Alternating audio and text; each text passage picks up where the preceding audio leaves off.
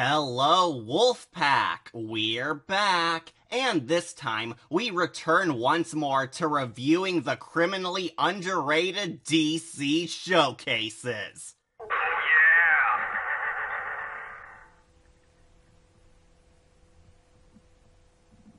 To give all you new viewers the short briefing, the DC showcases were mini-cartoons featured alongside the bigger DC Universe animated movies, so the comic industry could introduce obscure, lesser-known comic book characters to mainstream audiences.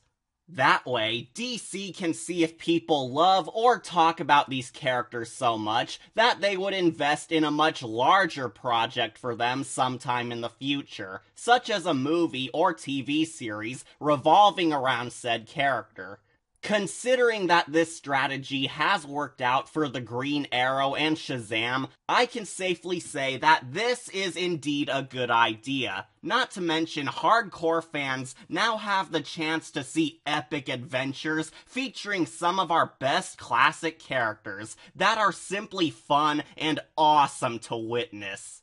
I am a fan of these shorts, and I love seeing which character gets their time to shine in the spotlight, since they were always made with great care by people who do understand what makes these B-list underdogs so radical. Speaking of which, who are we following this time? Why, none other than the gruff and tough all-American badass Sgt.Rock.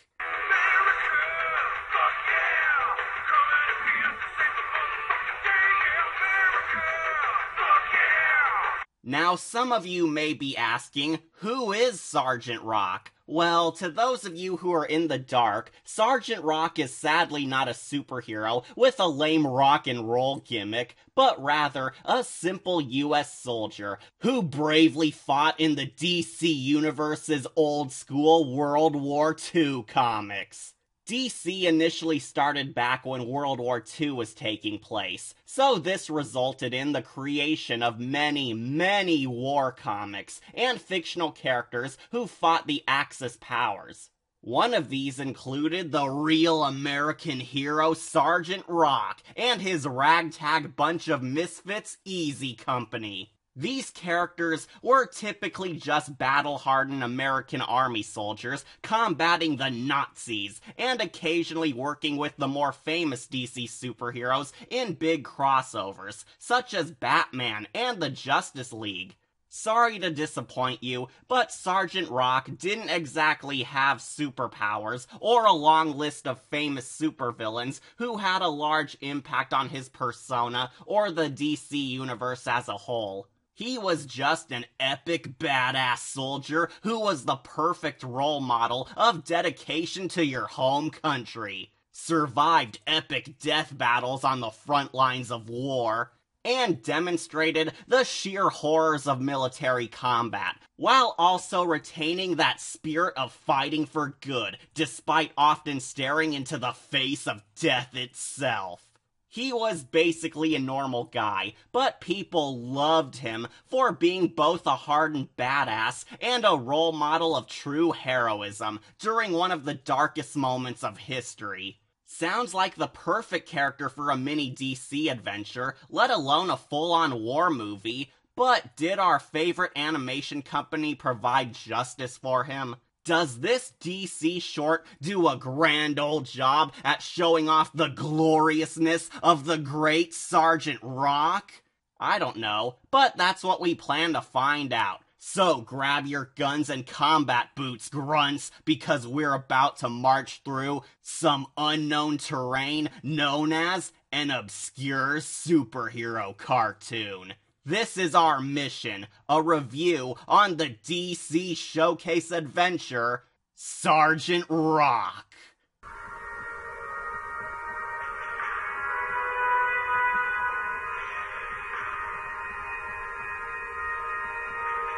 So, our adventure opens up during, when else? In World War II. American soldiers are moving out across Nazi Germany in order to win the war to end all wars, where we meet our main character, Sgt.Rock.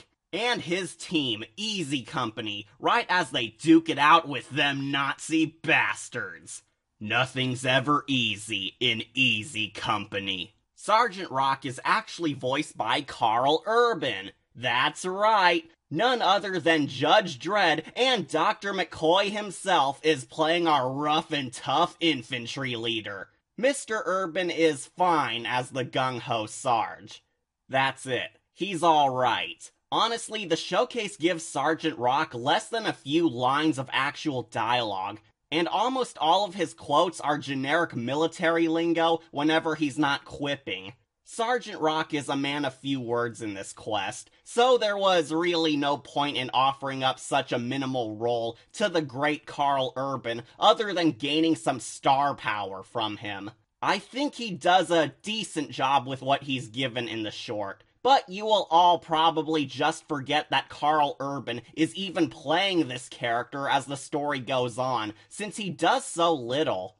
Much like Eliza Dushku as Catwoman, he's moderately okay in the iconic role. Nothing horrible, but nothing that unique either. Urban is just decent.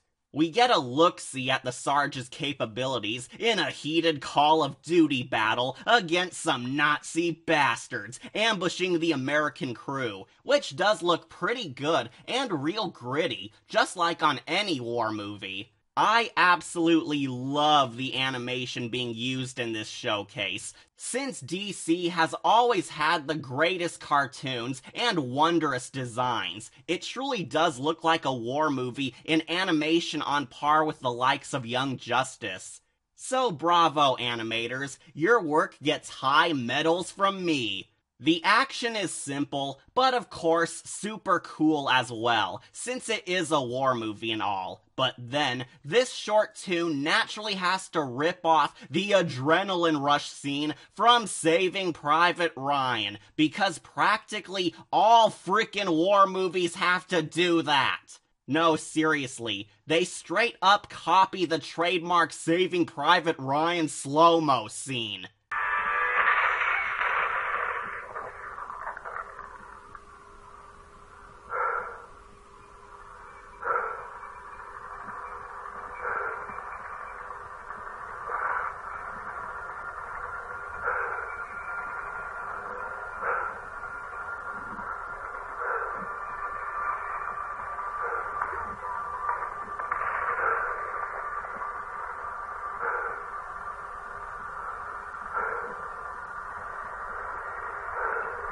Just couldn't resist, could you, DC? We get some more of Sgt. Rock showing off how badass he is, but he soon gets knocked out, where he reawakens in a hospital after his harsh battle. A nurse comes by, and of course, informs Sgt. Rock that he's the sole survivor of the brutal gunfight, while his entire team was killed in the struggle. Really? We're doing that cliché? Sgt. Rock and Easy Company were the most unique characters of DC's wartime comics. They were a band of differing personalities who often got into arguments with one another, clashed over strategies, and had some good banter within their ranks. But in the end, they were ultimately a tightly knit platoon of friends who had each other's backs, even under the most difficult of times. But instead, all of Sgt. Rock's Easy Company, his primary supporting characters, were just killed off, so we can give the Sarge the overly typical sole survivor who must overcome his dead friends plotline, which we've seen a million times by now. Heck, even the Master Chief and Chris Redfield did this exact story arc before. I know these DC showcases are meant to be short and to the point, but it feels like a waste to not give Sgt. Rock and his team their own adventure in favor of the cliched, traumatized, lonely soldier story, since it's so old today. Oh, by the way, this nurse is actually voiced by Audrey Wazalewski, who played another helpful nurse on The Nightmare Room.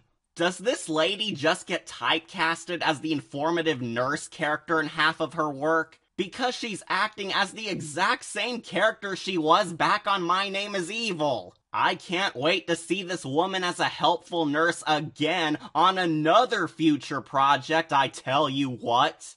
Sergeant Rock, of course, wants to get back into the field ASAP, but a government agent comes by to summon him for a special top-secret mission. Naturally. The Sarge meets with a lieutenant who tells Rock that they need him and his set of skills to infiltrate a deadly Nazi science lab, to destroy a secret doomsday weapon under construction, and capture the scientists alive in order to save the world.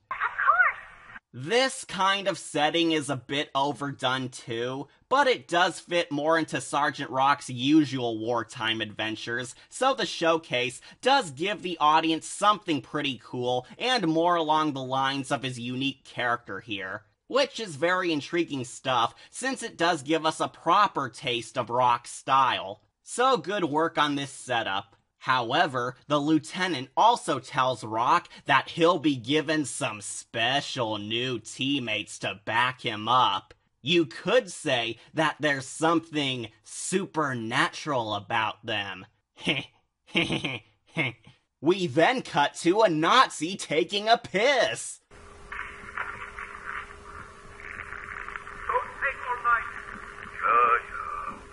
I think we just saw how Batman vs. Superman was made.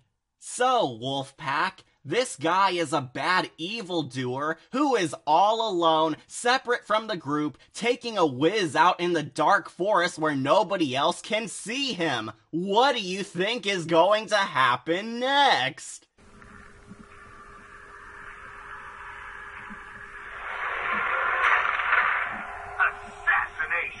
Oh right, he dies like every moron in a horror movie ever. Nazis are so uncool. Yep, Sergeant Rock and his supernatural team arrives just in time to take out all the patrol guards, where we finally see who the Sarge's new teammates are.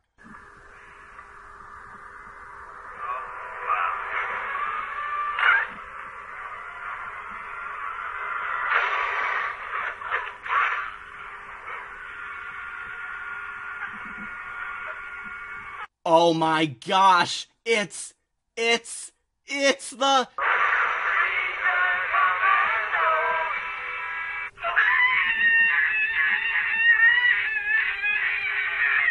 That's right, Sergeant Rock is working with the American government's supernatural special ops force, the Creature Commandos. Who? Time for backstory! The Creature Commandos are a top-secret team of superhumans who the government created for highly secret night missions during World War II. The war effort was getting so out of hand that the US was desperate enough to win it in any way we could, which naturally led to the government in the creation of monsters, who could act as the perfect super soldiers to combat America's enemies in ways that only a super being could. That way, American lives would be saved while the super soldiers did all the harder work to stop our enemies. Essentially, the Commandos are soldiers who were mutated into the classic horror movie monsters united as a team to fight terrorists. Hey, it's almost like that other classic monster-based franchise that we love so much. Yeah, but these monsters kept their dignity intact. This monster squadron included Lieutenant Matthew Shreve, a normal human commander who led the spooky supernatural teammates and worked as a liaison with the government officials. Dr. Medusa, a good version of the literary Gorgon, who was also their combat medic. Sergeant Vincent Velcro, the vampire assassin. Private Lucky Taylor, a Frankenstein monster who was the primary muscle of the team, and Warren Griffith, the Wolfman and stealth spy. Together, they formed the... A unique group of supernatural warriors who took on the nightmares of war that most soldiers could not even come close to grasping. They are pretty cool, especially if you're a hardcore horror fan like myself, so I like them and enjoyed their shocking inclusion in this Sgt.Rock adventure a whole lot, since they deserve way more recognition. Sadly, not all of the team was featured in this journey. Lieutenant Shreve only gets a small cameo as that lieutenant, assigning temporary control over the commandos to Rock from earlier. And Dr. Medusa isn't featured in this at all. A darn shame, since this showcase was feeling like a real sausage fest. But it is World War II after all, so I can look past it.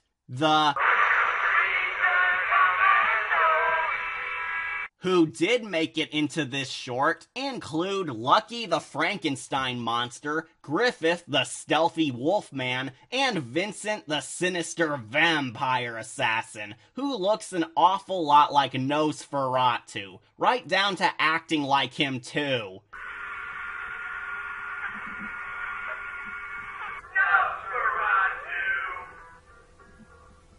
Okay, did somebody working on these showcases just love the Nosferatu movie to the point of fanboying? Because this is now the second showcase where we had a Nosferatu reference. Granted, Count Orlok was always a cool horror monster, but the artist should have more fun with these scary vampire designs. Anyways, Sgt.Rock and the effortlessly take out the Nazi troops, where everyone but our main character gets a cool kill. That's it? A stabbing? Lame. But uh-oh, Sgt.Rock bickers with the Vampire Lord. Stand down, soldier. Stand down. He may be a Nazi, but he's still a human being. Not food for the likes of you. Remember this.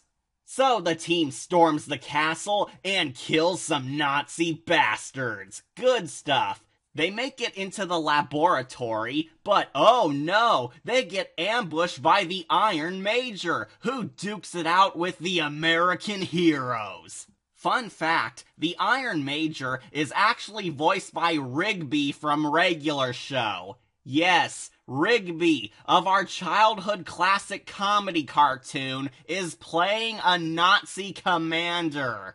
So you can all probably guess that I shall be rebranding him Nazi Rigby from this point on, because that fact is just so hilarious to me. I mean, can any of you just imagine Rigby acting like this jerk? I think that's quite enough.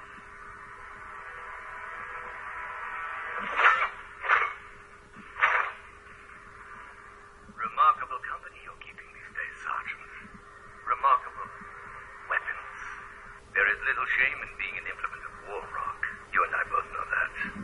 Nazi Rigby fights the Sarge, but he gets his butt whooped easily. However, the Nazis release their secret weapon, their own Frankenstein zombie boss, which the good Frankenstein monster attempts to disable.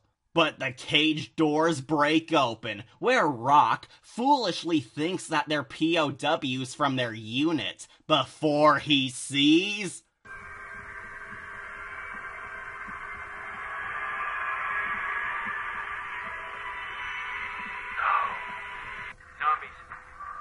times like these, our capacity to retaliate must be, and has to be massive, to deter all forms of aggression. Gentlemen, lock and load.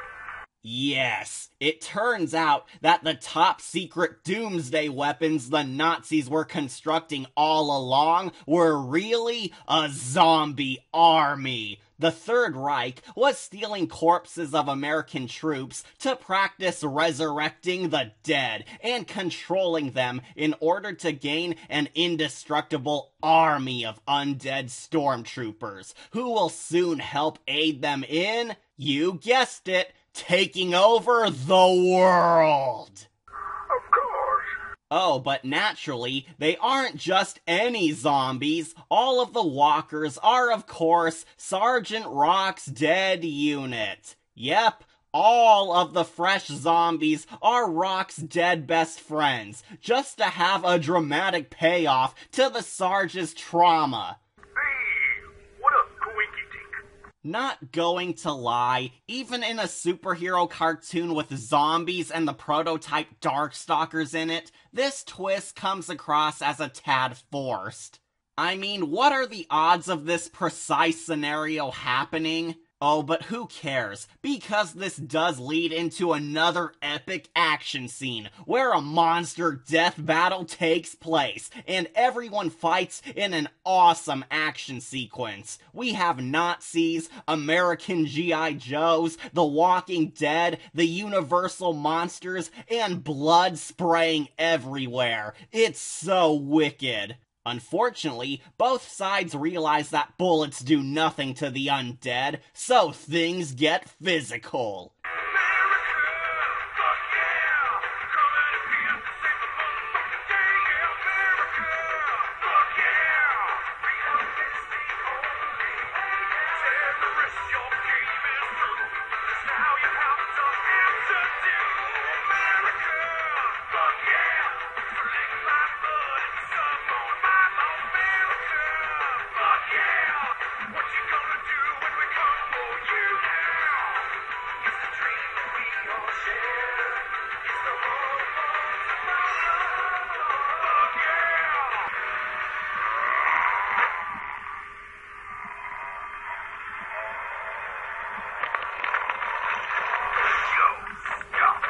Alright, that was pretty amazing. They beat up Nazi Rigby, but it's time for the final boss. We see that Sergeant Rock's best friend Bulldozer, that big guy from earlier, was transformed into Victor from Darkstalkers? Huh.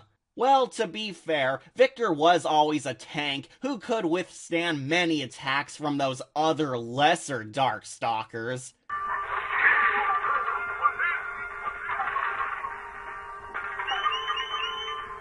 Speaking of which, Victor beats up all the other monsters with ease, forcing Rock to kill his own best friend.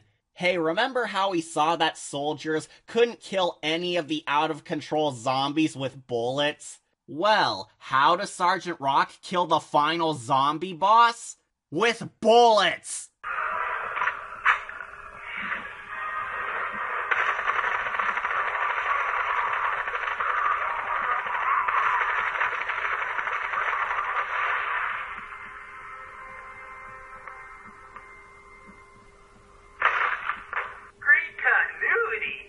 Wow, was that both terrible continuity and a terrible climax?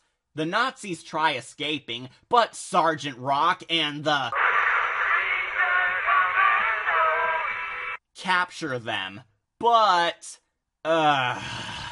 okay. Here's the part where we get to what's easily the worst moment of this whole showcase. Not going to lie, this ending royally pissed me off. I hate everything that's about to come next. We've had a really fun ride until we reach this scene. What's so bad about this ending coming up? Well, let's begin. After getting detained, Nazi Rigby gloats to Sergeant Rock that he's not a true hero, and his faith in the US is a joke, since the real reason why the government wants him and the Nazi science team alive is because he claims that the government wants to use their research to build their own zombie slave army to win the war, like they do. His only evidence to back this up is how Sergeant Rock didn't know that the zombie slaves were his own dead troops, which somehow means that the government knew about that fact and deliberately left that out of Rock's briefing so he wouldn't ask them any questions.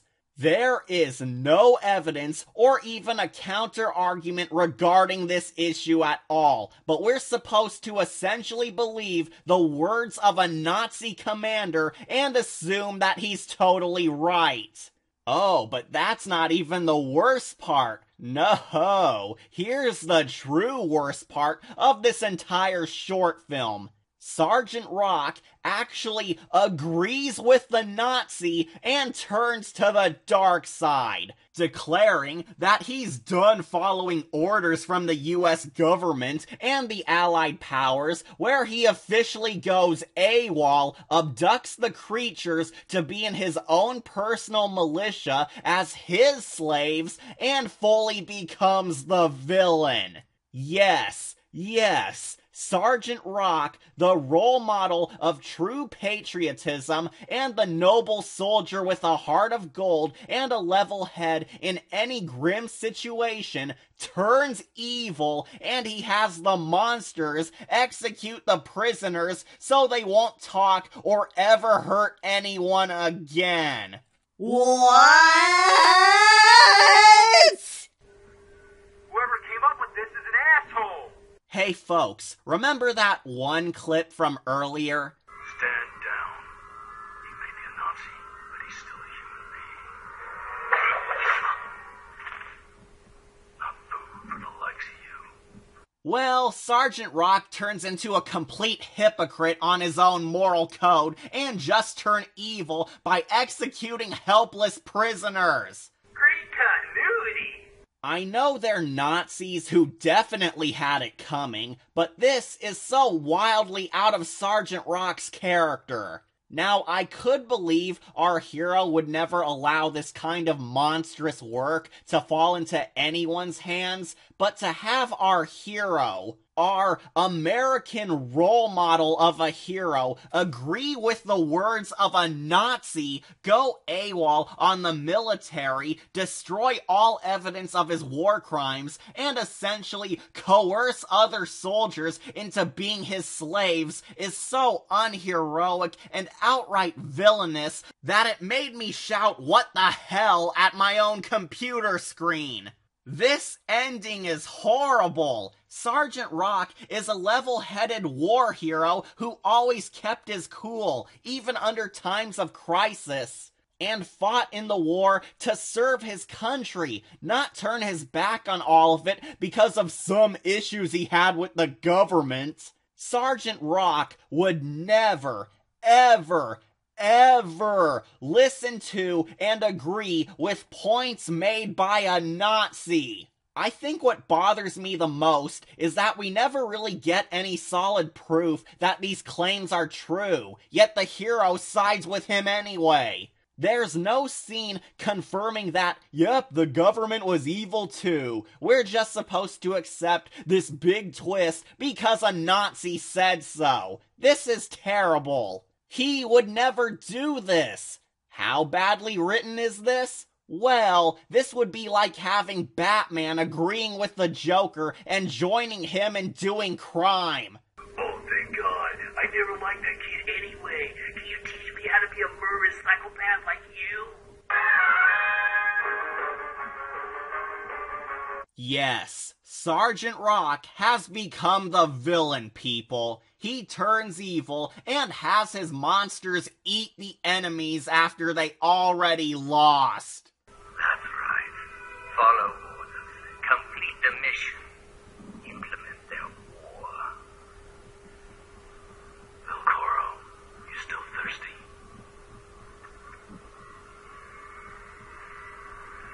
Bottoms up.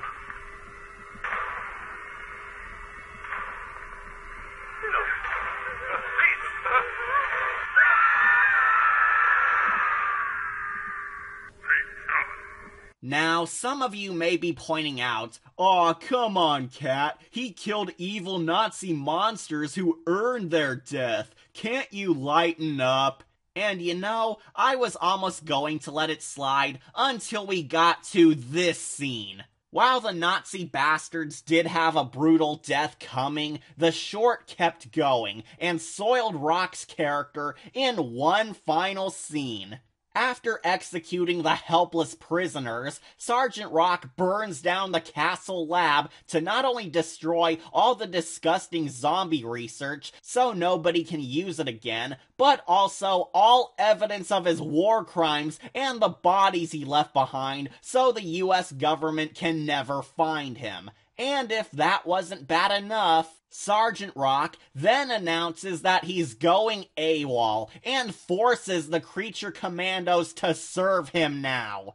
Together, they will form his own unit, not allied with either of the war parties, and they will win wars his way. The right way. You know, he's just enslaving some poor people who were mutated into monsters to form his own personal army. Exactly like the Nazi villains did.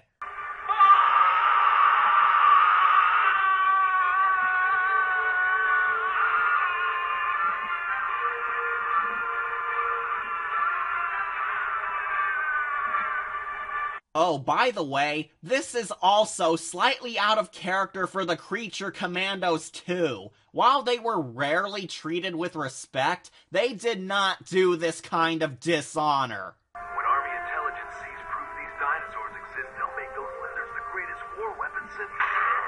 Lucky, no! What's the idea? You made us monsters, Shreve. Made us fight your stinking war. That's something we can understand. But those dinosaurs are simple creatures living the only lives they know. We'd like to keep it that way. Well, screw you guys, you're all just slaves, so you don't get to speak your mind. Yep, Sergeant Rock has lived long enough to see himself become the villain. You either die a hero, or you live long enough to see yourself become the villain. And if my description didn't sound horrible enough for you, well, check out this conclusion for yourself. In this last scene, Sergeant Rock forces these confused soldiers to fall in line with him, gazes upon his insane chaos like a madman, and comes across like a straight-up supervillain. Keep waiting around. The boss invite. Fall in line, soldiers. I think Lieutenant Shreve's been coddling you three. Well, I hope you enjoyed your vacation. Because it's the last you're gonna get. Now move out!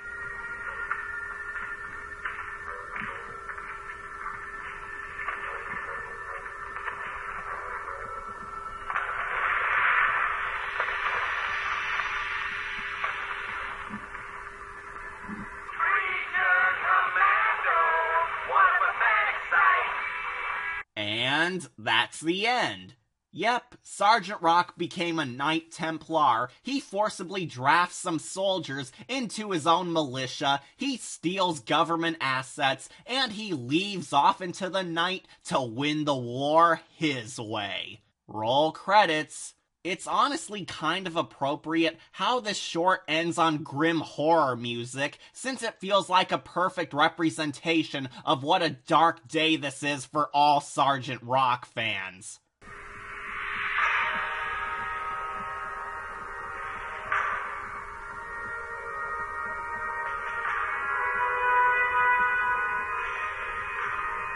Also, who the heck is he to dare say that Lieutenant Shreve is a bad leader for the commandos? You don't know Shreve. He can't be as bad at taking care of the commandos as you are. This is it, freaks. Hold on, freaks. Move it, freaks. These freaks work for me in the good old US of A.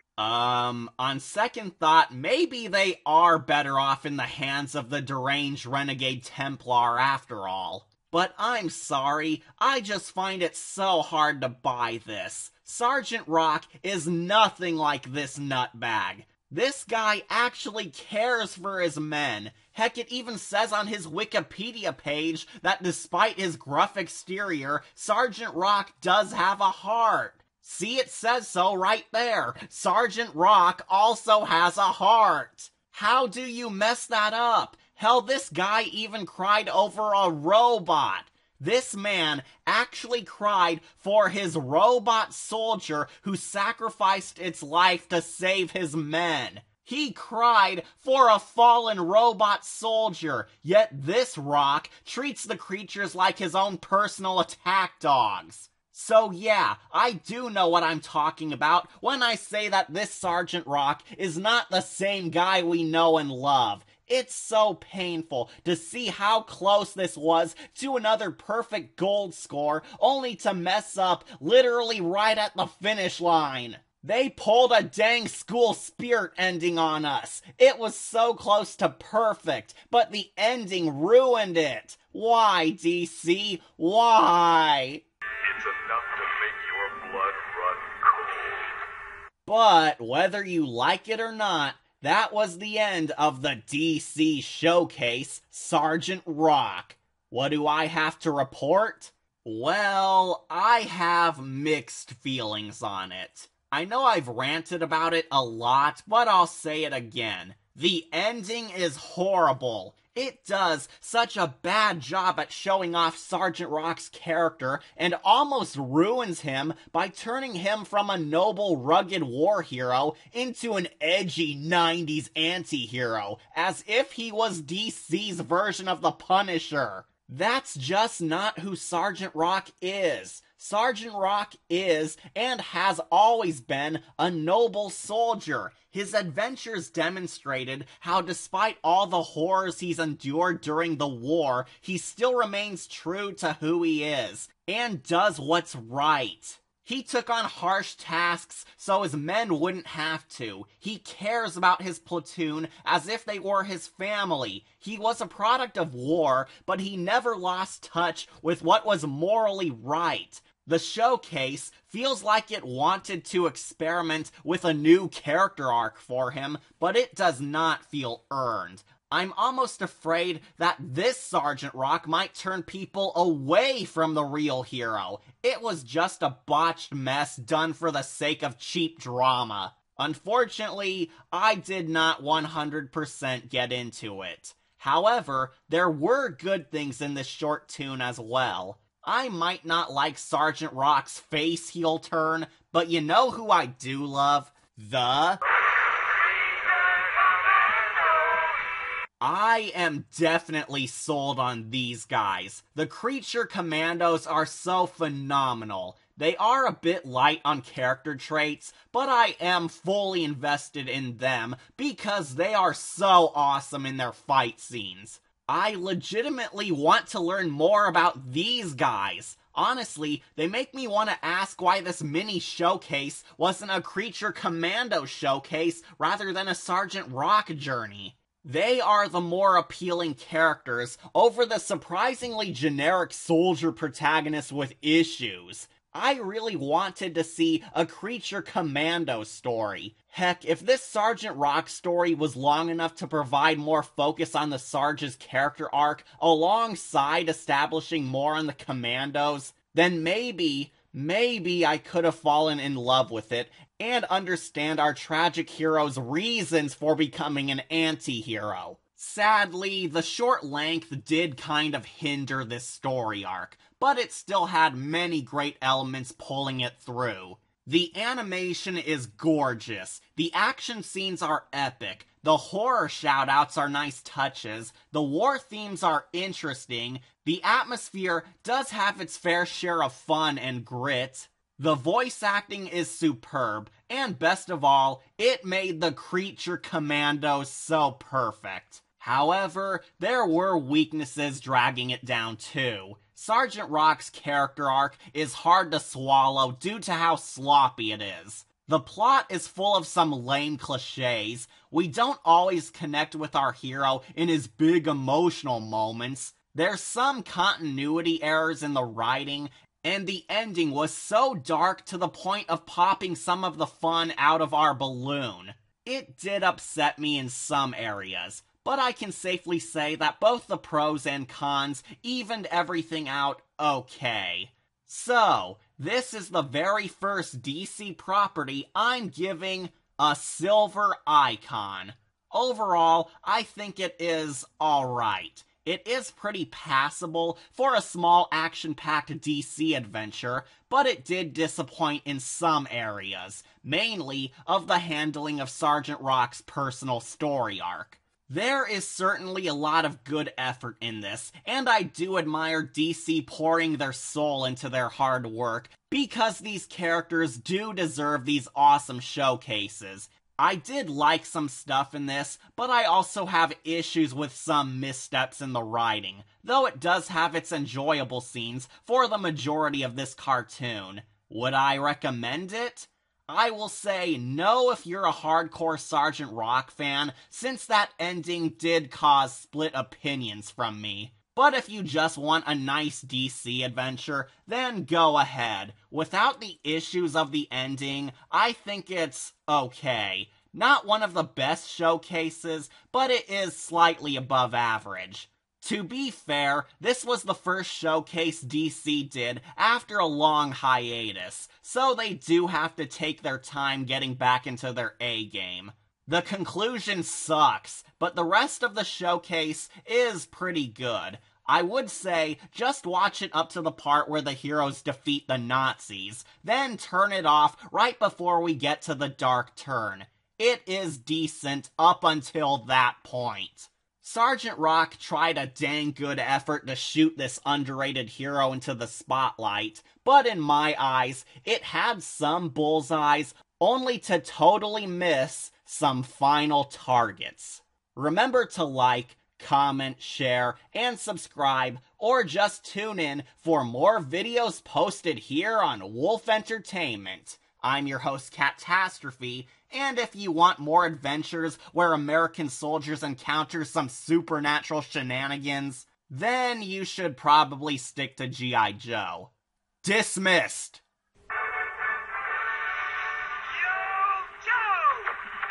We'll fight for freedom wherever there's trouble. G.I. Joe is there.